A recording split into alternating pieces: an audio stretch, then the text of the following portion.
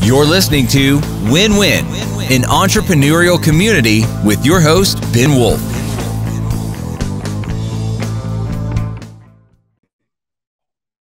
And welcome to the Win-Win podcast. I am Ben Wolf. We're going to learn from our guest today how to use vision-first marketing to avoid wasting time.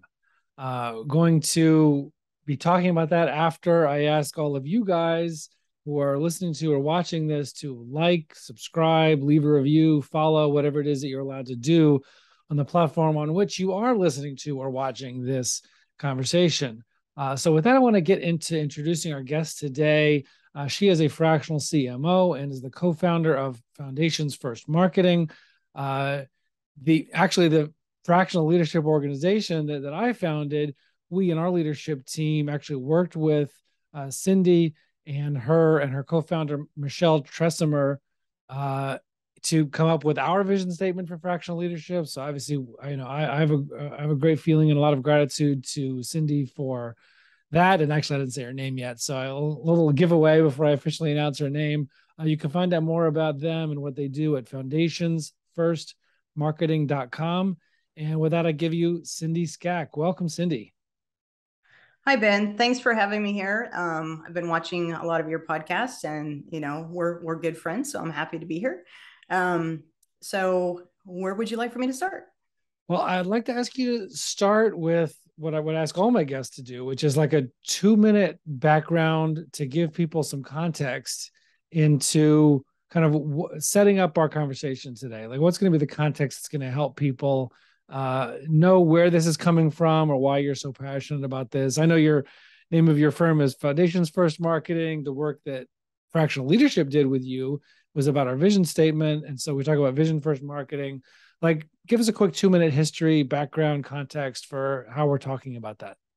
Okay.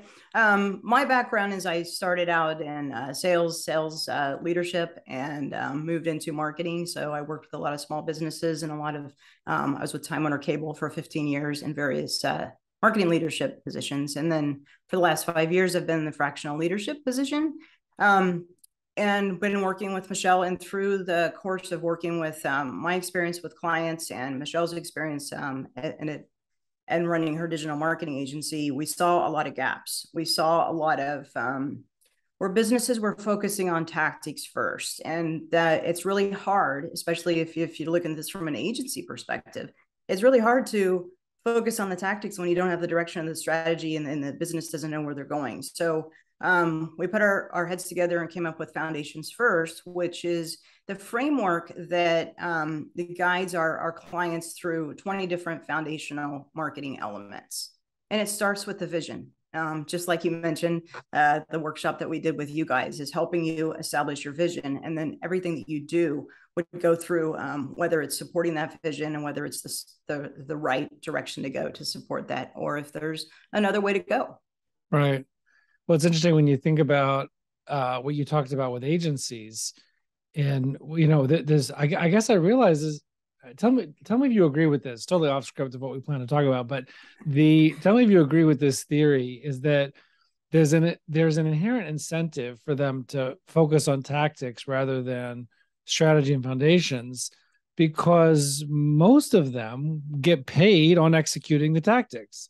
Yes. And so all the work they do on strategy is kind of free for many of them, at least. Mm-hmm. And for those, maybe there are some who charge separately for that, but many of them, it's kind of the free part. And so they kind of maybe are incentivized in a certain way to give short shrift to vision and strategy as opposed to tactics. Is that accurate or not? Like, what do you think? Yeah. And actually what happens a lot of times is, I'm glad you brought that up.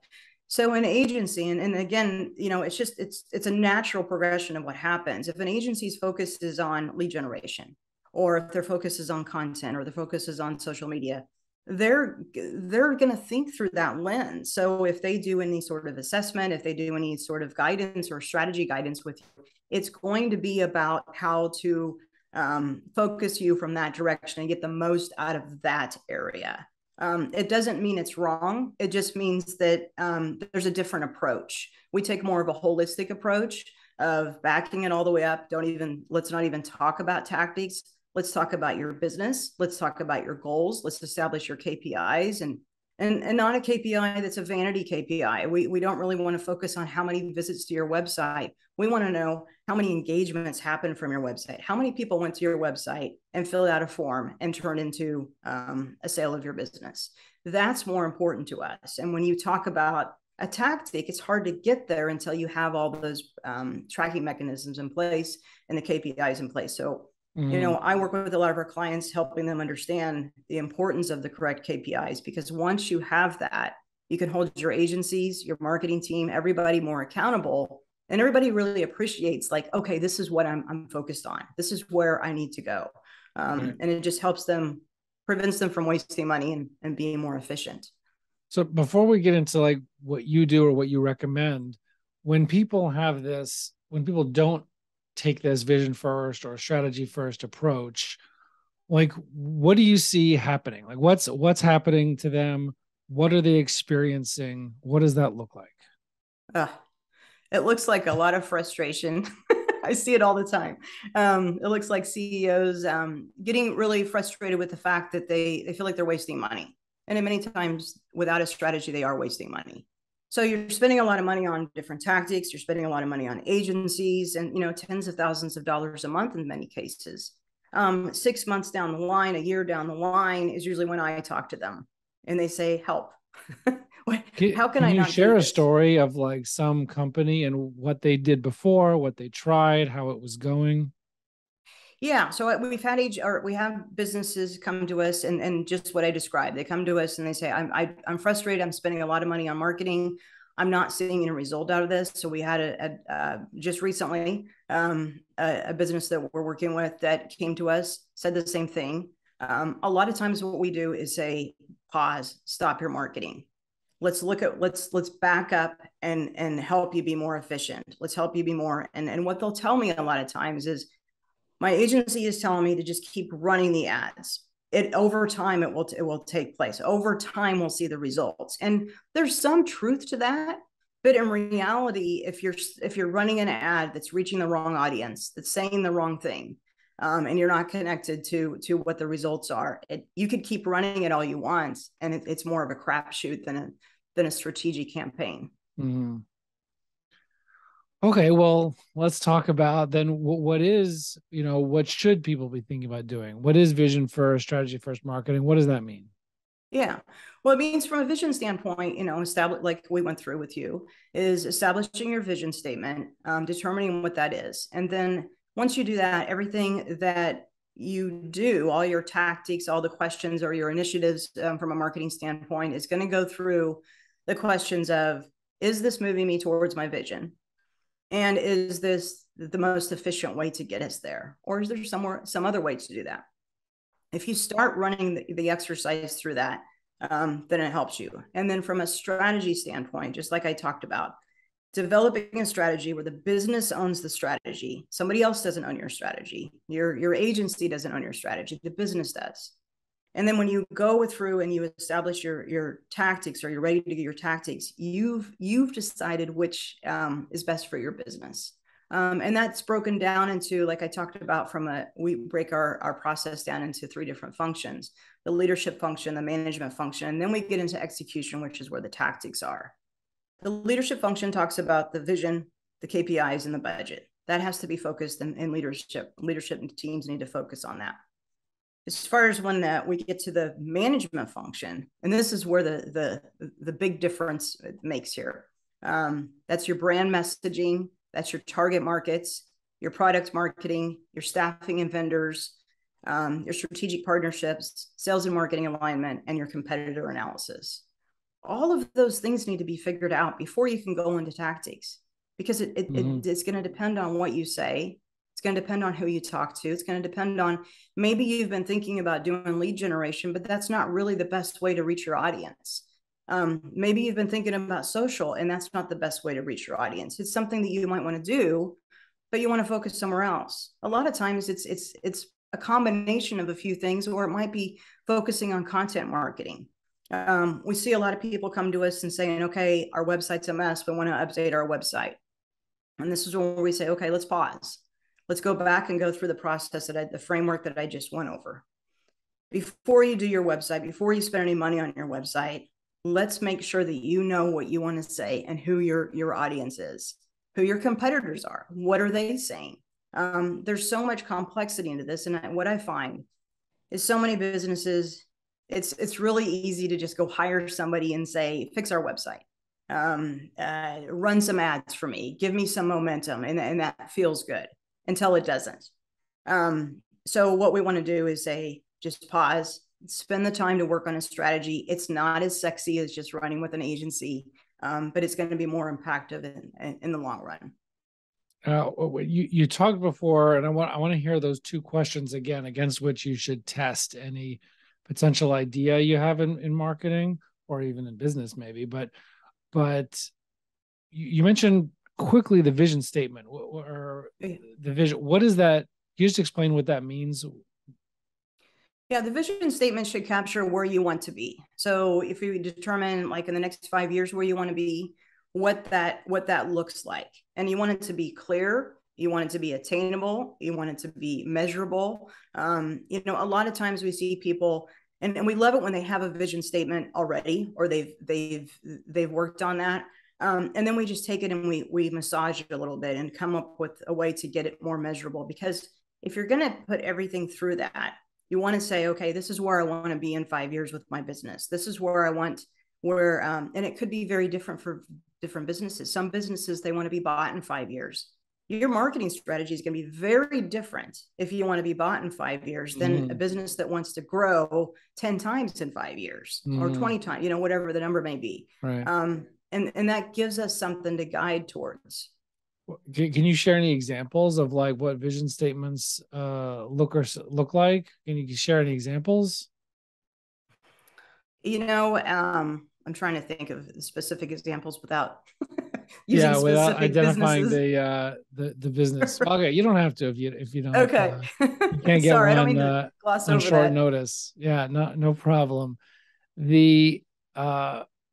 Okay, and again, now we identify what things look like, what thing needs to look like. It's attainable, it's specific, it's measurable.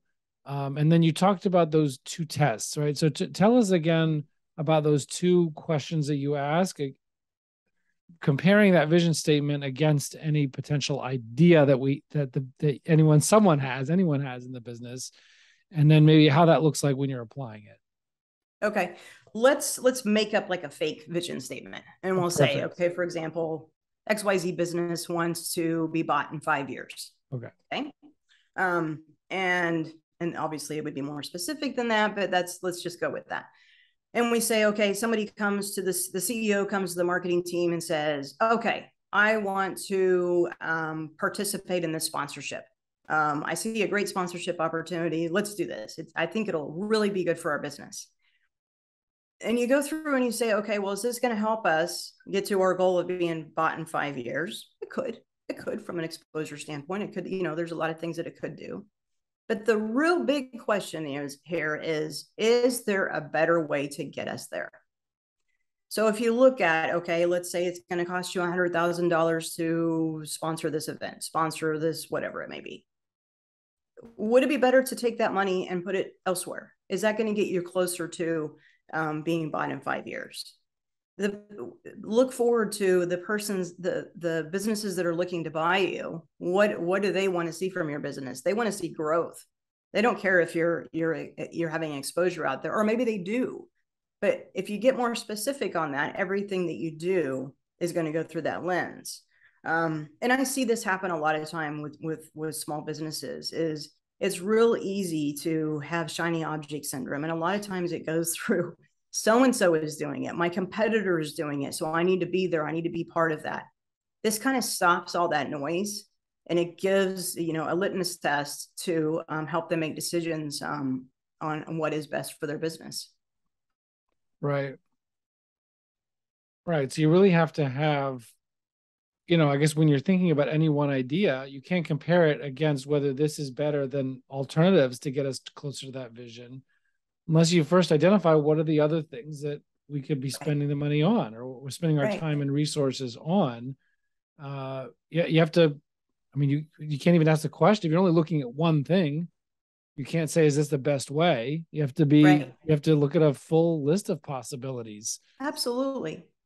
Yeah. So if the CEO just comes with one idea, or somebody in the business comes with one idea, and then everybody's like, sure, okay, let's do that, and nobody's really questioned it, this gives a process and a reason to question it. And then you get into, okay, how are we going to track it? And you dig in deeper. You go down farther into, all of our 20 foundational elements. And you say, okay, what are the options? Is there a better way? Is there a better way to get us to our goal? So, if it's, I talked about sponsorships, event sponsorship, just because I see this a lot. But it could be lead generation. It could be, okay, we're spending $10,000. I want ads and I want leads. Is that the best way to get us what we want? And then you drill down to identify what the other options are. You might be able to take the money that you would be spending on leads and repurpose it with a content process. But it really takes an exercise of the leadership team and the marketing team to take a moment and pause and evaluate what is the best thing for the business. Right. And you mentioned a minute ago how you as the business need to own your marketing process or something like that. It's not somebody else outside that owns it. I guess if I feel like I don't know how to own it or whatever, like, how do you explain, what do you mean, first of all, by the business has to own its own? It's not just somebody coming from the outside. What does it mean that they own it? What if they don't feel confident about owning it? How do you approach that with your clients? Like, how would you explain that? So as far as like owning your own strategy, owning your own marketing strategy, okay, and that should come from the business inside. And we do run into, like, it seems overwhelming, it seems scary, and that's why we have a framework that helps guide them through that. So that framework is starting with the vision, starting with your KPIs, and your own budget, and then from there you can build into the management level, and identify, okay, where are we? Where are our customers? Where are our ideal customers? What do we need to say? What resonates with them? And within this, there might be different ways they have to go to get the expertise, but they're thinking more strategically. So, and what I was saying is, a lot of times they'll let an agency that's focused on tactics determine the strategy. And what I want businesses to do, I want to shift the paradigm here. I want to say, okay, the business should be thinking about all of these things first, having an understanding of what it is they want to gain from their marketing before they hire an agency, before they go into tactics. So they own and they feel more confident about what they're doing. And it's not easy for everybody, because it's easier just to go hire somebody and say, go do it. But that ends up being very costly and very inefficient. Right. Not really connected to an accurate feeling for who the business is, what the team is like, what the personality values are, or the nature of the customers, which could be more genericified if the business is not inherently involved in the process of developing that strategy. Yeah. And I got asked this question recently, like, why is this happening? Why is this so common? And I think it's just because it seems easier. It seems easier just to go buy a process, if you will. Okay. Oh, good. You have a really good process. You have a really good way of going out there and getting business for your other clients. And yes, I want that. Go do that. Right. You say a little bit more about these 20 elements of the foundations of marketing. I guess, what else are the kind of things that you are developing with people that they need help with? Yeah. So like I said, we focus on the leadership function and the management function. And I'll talk a little more about, that's the brand messaging. That's the target markets. That's the product marketing, staffing and vendors, sales and marketing alignment, our competitor analysis, and strategic partnerships. And then we go into the tactics, which there's tons of different tactics. So I'll talk about each of the management functions. So brand messaging, obviously, you need to know what you're talking about. You need to have a clear message that resonates with your target audience and your ideal customer, and what your value proposition is and the pain points you solve. So even from a high level, like what I just mentioned, is going to be more valuable than if you don't go through this exercise. Target markets, of course, want to identify who your ideal customers are, and then understand where they are and how to find them and how they want to interact with you. And that's why I say, like, it might not be that lead generation is the right way to go. Where are they? Product marketing is a big one. I find so many of the businesses that we work with have not really defined their products. They might have a lot of products that they're offering or services they're offering, but digging in and identifying what are our products, making sure you have a solid product description, and you can explain the benefits of each of those to your various target markets.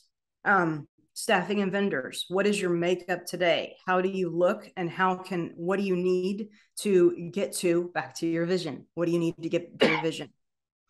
Sales and marketing alignment is one of my favorite areas that we talk about, because I started my career out in sales and then I switched over to marketing, and it's been so impactful for my career because I understand the customer, everything I think and go through a customer centric focus. And I value the sales teams. And I firmly believe that marketing has a great service to sales, and the best marketers will understand that. And when you have sales and marketing alignment from the CEO or the founder standpoint, you're going to go a lot farther with everything you do because they're talking to each other. We have a process where we have an SLA, a service level agreement between sales and marketing, where they meet with each other. They have accountability with each other. So when sales wants leads, they want qualified leads. They feed back to marketing, and they give information on what those leads are and if they're actually an impact. So then marketing can adjust accordingly. Competitor analysis, do a deep dive and look and see what your competitors are doing, and how, if this is what we find a lot, that everybody sounds exactly the same in the same markets. So what is your differentiator? How can you sound different? How can you your customers very quickly understand when they go to your website that what you solve and how you're going to alleviate a pain point they have? If you start thinking like that and seeing compared to what your competitors are saying, you're going to resonate, because your customers are going to all the sites. It's not like they're just going to your site, even if you paid for an ad to get them there. Strategic partnerships, right? Strategic partnerships is another favorite one of mine, is working with, people that are also working with your same customers. How can you create a partnership with those people so that you are referred in, that you have like a win-win, like you talk about, Ben, a win-win relationship, and yeah. And they value what you offer. They value your service. So you can have a select group of people saying, okay, when somebody asks me about a certain type of business, I could say, this is who I can refer in. And you can feed off of my reputation and benefit from that. That's another one. It takes a little time. It takes time to be effective at it. But all of these, if you focus even a little bit on it, you're going to be a lot farther ahead than if you just go right to the agency and say, go do a thing. Right. Last question, and this has been super helpful in terms of understanding why strategy and vision before you start getting into tactics and even management is important. But finally, I guess, I don't know if I would think what's going to be bothering people listening to this, or what would be bothering me, is just, it's great if I come up with a strategy and identify our target market and our vision, and I know what the test is, but I don't know how to make all of that a reality. I don't have necessarily the right people or the right person or the right team in place to actually make into a reality, whatever clarity we get with you. So like, we could have all the strategy and vision in the world. Like, I don't know if I have the tools or people to make it a reality. I know you're a fractional CMO, so obviously I assume you can help people with that. So how would you help people understand how, if they're not sure, how they can get their head around the idea of like, okay, if I have a vision and a strategy, okay, how do we make that a reality, and then do so on an ongoing basis? Like how should people understand I guess how you or people like can help them do that. Yeah, I would say like, just thinking about the 20 different elements that we talked about. I mean, I didn't get into the tactics because everybody knows the tactics, so I don't like to spend a lot of time on that. If you think about from a strategic standpoint, you think about the elements that I did go over. No matter who you work with, if you're thinking through that standpoint, you have a guide to get you there. I recommend like what we have as a framework. We have a specific framework that we follow. And it's what I've covered with you today is digging into those 20 foundational marketing elements and following a process to get them when they're ready for the tactics. So we have a couple of ways that you can do this. We have where you work with me from a fractional CMO standpoint. We also have where we have an assessment, which will boost our engagement because we will know after we dig into each of those areas where the focus needs to be. So Fractional our guidance, CMO piece, would you manage either the internal resources or external resources, agencies or vendors or whoever? Like, would you manage on an ongoing basis those resources also? yeah, it depends on the direction that the business wants to go. Sometimes it's a high level just guidance, and sometimes it's more of a deeper involvement from what you just described. More involved with the team. It might be helping them focus on their staffing and vendors. Michelle has, with her background and being an excellent strategist from the execution standpoint, we offer training programs for her, for the team, to help elevate the team. So there's a lot of different directions that we can go. And like I said, it all goes back to our framework so that we're not just going in and saying, okay, what do you need? We're saying, what do you need and how can we help you? Where are the gaps and the challenges that you're having right now? And let's go back to our framework to keep us all focused. And without this framework, I would see this happen all the time. We would get so unfocused. I end up guiding all kinds of things. So this helps us stay focused, as well as like the variety of things that come up. Like I just got off a client call where there's a staffing issue. So we need to go through that. And then we dig a little deeper when that happens. Right. Very cool. Right. So it could be like a full strategy and then continuing management. It could be more of a kind of like a setup and train, kind of more of a temporary project, kind of set up the initial strategy and hand that off to the right people, hopefully. Or it could be something in between, which is kind of like helping, training, and putting that into place and then stepping away and not continuing to manage it after that. Yeah, our whole focus is to empower the businesses to understand marketing. We want to demystify marketing. We will pull back everything and say, this is how it works. And so they can be as self-sufficient as possible and confident about what they're doing in their marketing. Right.